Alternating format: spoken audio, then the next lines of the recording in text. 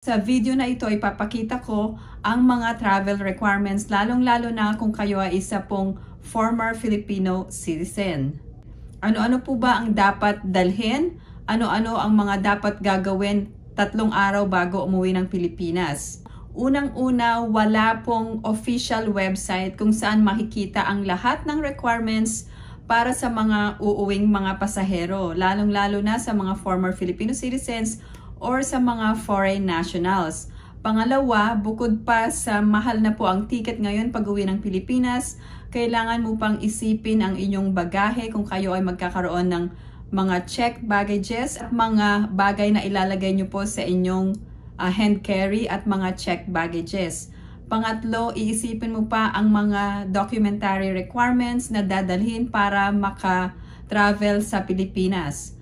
Pang-apat, marami na pong pagbabago, lalong-lalo na marami ng mga online platforms na kailangang fill upan ang mga requirements. Unang-una, pag-usapan natin ang passport. Kung ikaw ay isang Pilipino, ang iyong Philippine passport ay kailangan mo lang dalhin papunta ng Pilipinas.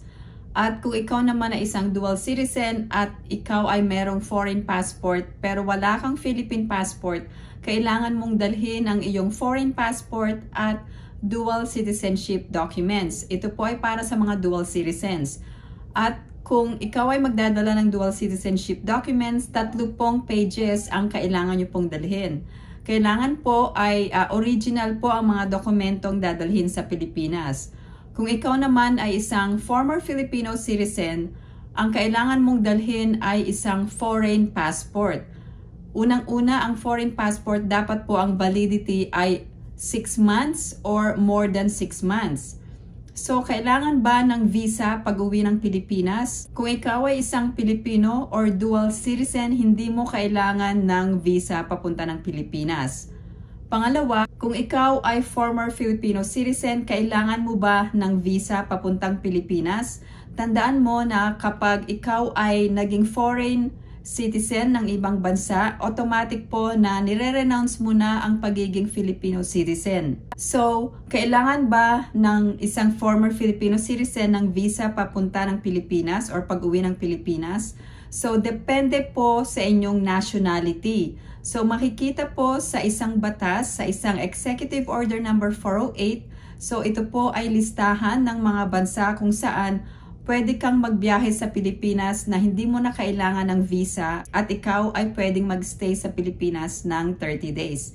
So, kung ikaw ay isang former Filipino citizen at ang iyong bansa ay nasa listahan ng Executive Order number 408, hindi mo na kailangan ng visa. Pero kung ikaw ay isang former Filipino citizen at ang iyong nationality ay wala sa listahan ng Executive Order number 408, kailangan mo po magkaroon muna ng visa bago ka bumiyahe ng Pilipinas. Ang visa na ito ay makukuha mo online at mag-submit ka ng supporting documents sa Philippine Consulate kung saan sakop ang iyong residence or iyong tirahan. Ang pangalawang requirement ay kailangan mo ba ng return ticket.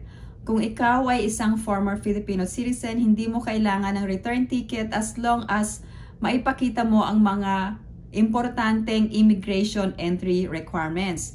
Kailangan magdala ka ng original na birth certificate or PSA, Philippine Statistics Authority birth certificate, or old Philippine passport kung ikaw ay isang former Filipino citizen. Kung ikaw ay isang dual citizen, hindi mo na kailangan magkaroon ng return ticket dahil ang mga Pilipino ay hindi kailangan ng return ticket papunta ng Pilipinas. So, kung ikaw ay former Filipino citizen, kailangan mo ba ng return ticket? Hindi mo po kailangan ng return ticket as long as magdala ka ng mga immigration entry requirements.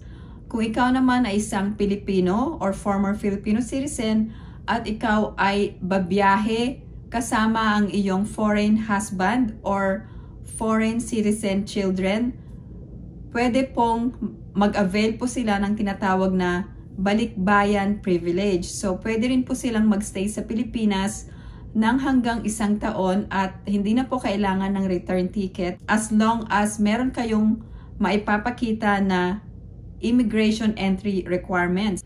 Kung kayo ay married, dalhin nyo po ang original na marriage certificate, at kung meron kayong anak na foreign citizen, dalhin po ang original na birth certificate.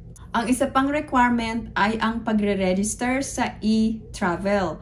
So marami pong kababayan natin ang hindi alam kung paano po mag-register sa e-travel. So lagi pong tandaan na may mga airlines po na kailangan ipakita ninyo ang inyong e-travel registration, or kung hindi man kayo makapagrehistro sa e-travel, meron pong tutulong sa inyo once na kayo ay mag-boarding.